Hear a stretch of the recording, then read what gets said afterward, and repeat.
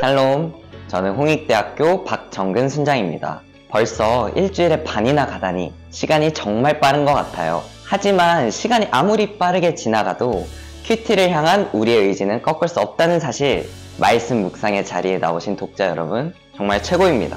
함께 해볼까요? 나는 최고다. 그러면 우리 함께 스바냐 이야기 속으로 같이 들어가 볼까요?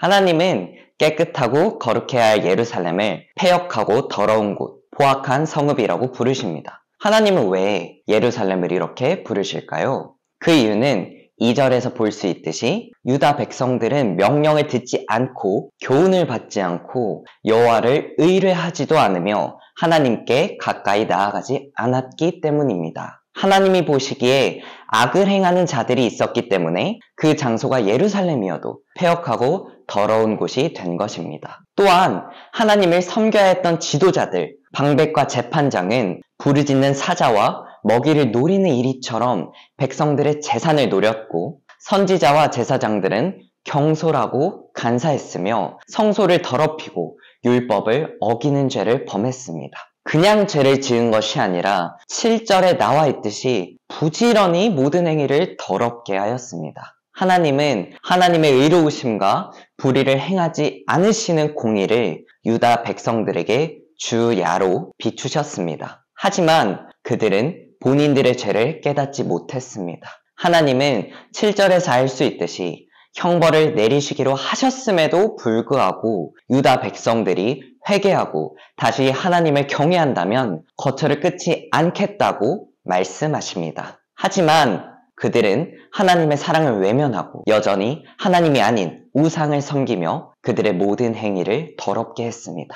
결국 하나님은 이스라엘을 향한 심판을 예언하십니다. 하나님께서는 악이 조금도 없으시기 때문에 하나님은 악을 미워하시며 악을 소멸하십니다. 하지만 이 본문과 함께 하나님의 사랑의 성품을 기억할 수 있는 사람이라면 하나님이 이렇게 진노를 쏟겠다고 말씀하시는 것은 그저 분노를 참을 수 없거나 하나님의 힘을 과시하기 위해서 하시는 말씀이 아니라는 것을 알 수 있습니다. 사랑의 하나님이시면서 질투하시는 분이시기 때문에 그분의 진노는 자녀인 이스라엘 백성이 하나님의 자녀로서 하나님과 연합해 살기 원하십니다. 그것이 인간의 창조 목적이며 인간은 하나님 안에서만 참 행복을 누릴 수 있기 때문입니다.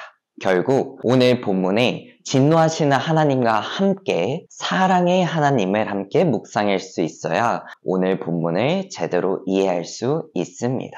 본문을 묵상하면서 저는 하나님이 참 마음이 아프셨을 것 같다는 생각이 들었습니다. 유다 백성들이 회개하고 죄를 멀리하고 다시 하나님께 돌아오는 것을 바라시는 그 간절한 사랑을 유다 백성들이 몰랐기 때문입니다. 그런데 하나님의 진정한 사랑을 깨닫지 못하는 유다 백성들의 모습이 마치 제 모습 같았습니다. 하나님께서는 항상 저를 1순위로 생각해 주시고 바라봐 주시고 사랑해 주시는데 저는 하나님을 1순위로 두지 않고 살아갔기 때문입니다. 하나님보다 세상의 것들의 가치를 두며 살아갔습니다. 하나님께서 돌아오라고 말씀하셨지만 외면하며 세상적인 그리스도인으로 살아갔습니다.